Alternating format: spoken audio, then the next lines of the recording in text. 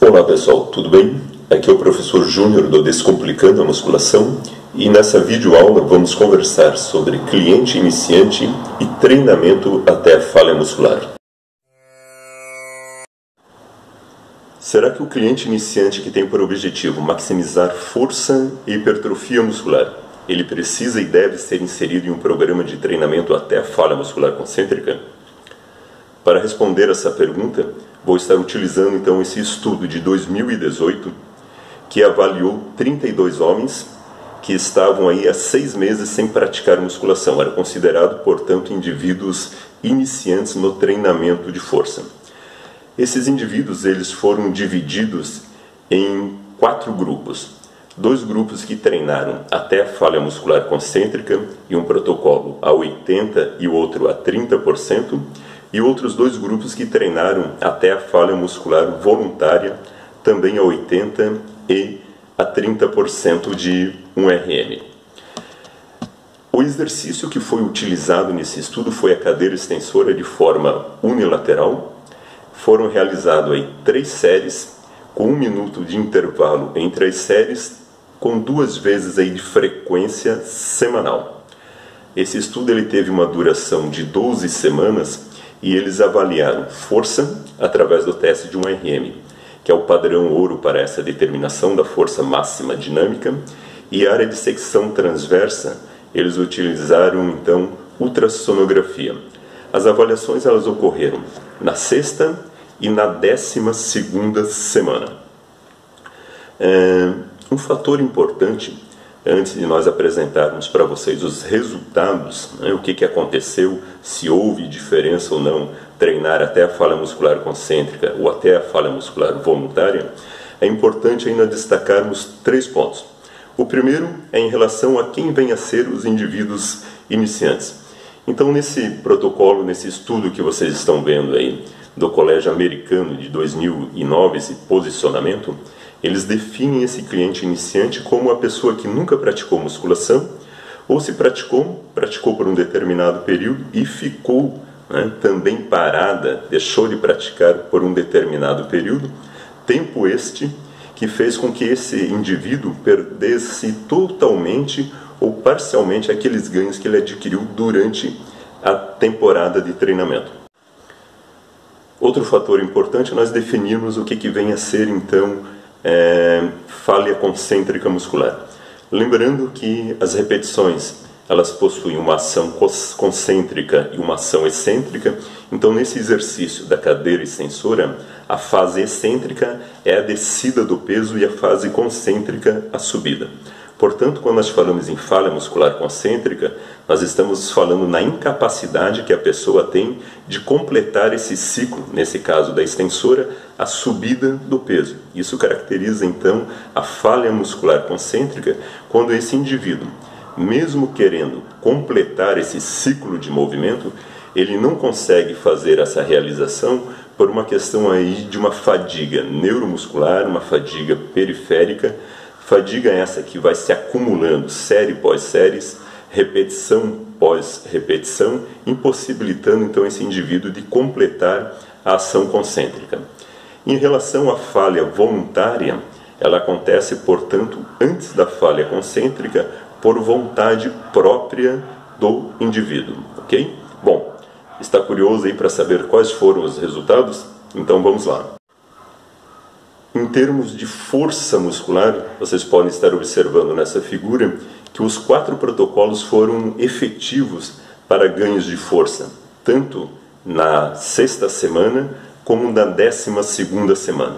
A média de ganhos de força nesses 4 grupos na 6ª semana foi em torno aí de 15 a 18,9% e no término da 12ª semana entre 25 e 33%. Sendo que não houve diferença entre os grupos no que tange a terem treinado até a falha muscular concêntrica ou até a falha muscular voluntária. E em relação à questão da hipertrofia, será o que aconteceu? Bom, em relação à questão da hipertrofia, assim como na questão da força, todos os protocolos foram igualmente eficazes para melhorar a questão da área de secção transversa, sendo que após a sexta semana os ganhos médios ficaram em torno de 3 a 4,6% e ao final da 12ª semana ficou em média aí de 6,1 a 7,5%, sendo que também não ocorreu diferença significativa, estatisticamente significativa entre os grupos, ou seja, treinar, levar esse indivíduo iniciante até a falha muscular concêntrica não se tornou aí, não foi mais efetivo para o aumento de área de secção transversa.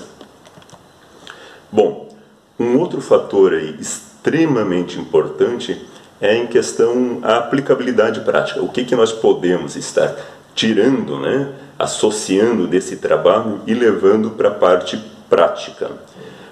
Segundo as próprias palavras dos autores, como vocês podem estar observando, os indivíduos que são levados até a falha muscular concêntrica, principalmente a indivíduos iniciantes, eles estão mais suscetíveis a um overtrainer. O que é um overtrainer? É o excesso de treinamento.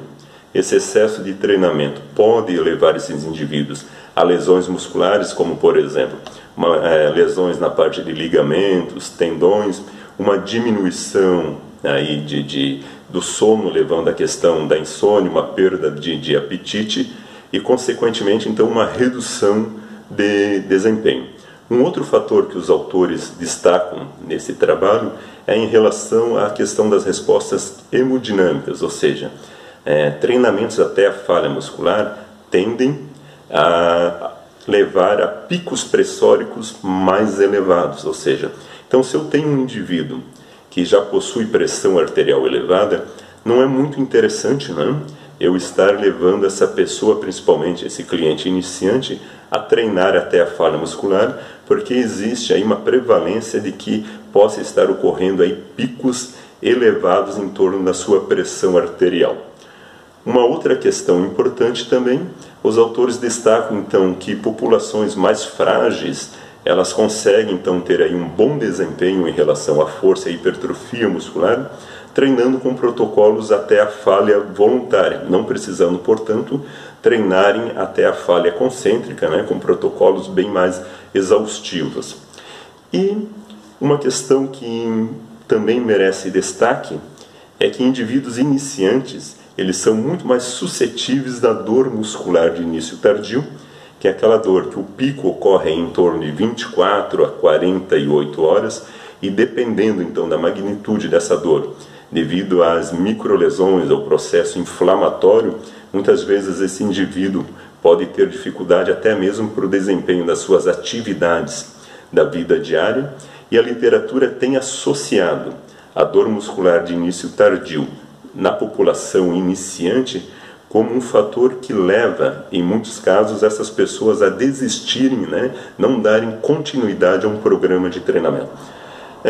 O grande achado que a gente pode estar destacando, então, é que não há necessidade, e você também não deve, portanto, estar levando esse indivíduo iniciante até o treinamento aí, de falha concêntrica muscular, porque pensando em custo-benefício, esse indivíduo não vai ter benefícios em relação a esse tipo de treinamento.